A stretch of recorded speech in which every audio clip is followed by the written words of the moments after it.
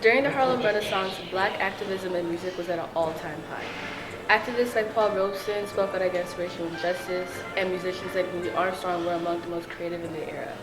Today I'm going to be going around Q and asking students about the current state of black activism and music.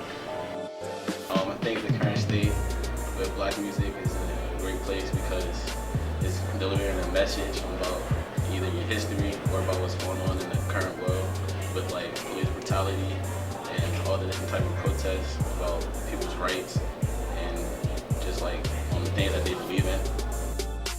The way I see the black activism is people want a reaction for a reaction, so when people go out and do the things that they do like riots and stuff, they only want a reaction from the government and they only want to be seen and heard, but there's so many other ways to do it silently and doing protests like walking around and holding posters up. I mean, it will stop up time and it will stop up money, and that's the way you hit the government in their pockets.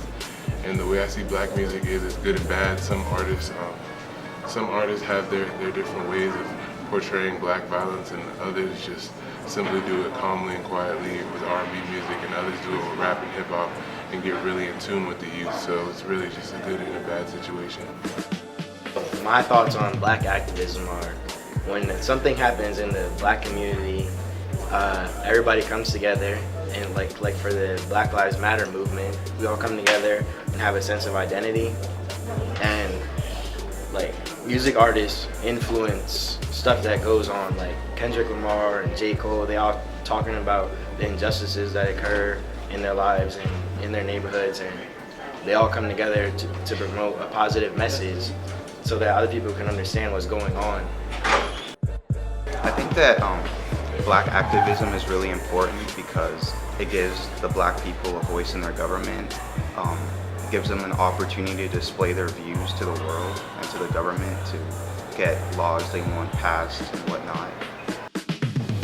Okay, so as far as activism goes, I feel like black people we try to get our point across, but sometimes we go a little too far just to get things to end. Like, for example, the rioting or the black teens getting killed. I feel like we're just tired of it and we want it to end. So that's why they started the rioting and all the extra. I think black music is in both places, like good and bad, because there's artists like 21 Savage, even in the interview he said he makes murder music. But then Kendrick Lamar and J. Cole, they kind of make like positive, uplifting music. As far as black activism, I think we respond both positively and negatively because in Baltimore there were riots and stuff like that, but like with the Trump election there were mostly peaceful protests and stuff like that. I'm not a fan of what's mainstream, and what's mainstream today would be trap music. And the whole concept of trapping is to be trapped really in the projects or the ghetto, and you know, you're selling like drugs and everything. You're trapped there because, I mean, you can't really get out of it, and that's the whole point of it being called trap house and trapping. And I don't know why we're glorifying it. I don't know why it's a genre of music now, and the music doesn't do anything for the young people in the black community who just hear it and they grow up doing the same thing, and then it's a cycle. And for my people, it's not helping us. We're not getting anywhere with it versus some alternative hip hop stuff by, say, Anderson .Paak.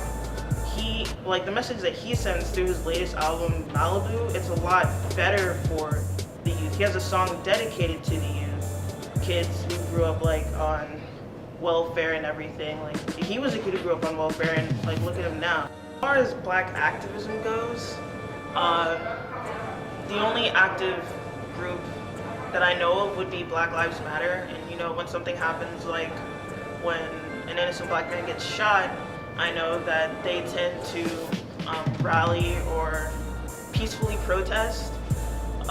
In terms of just our community and how we respond to shootings like that, some people riot, some people do peacefully protest, other people like to take advantage of that and like rob stores. I think we can do a little better than that. We can try lobbying. We can try. We can start in the schools and homes. Like, let's have black lawyers. Let's get more black politicians.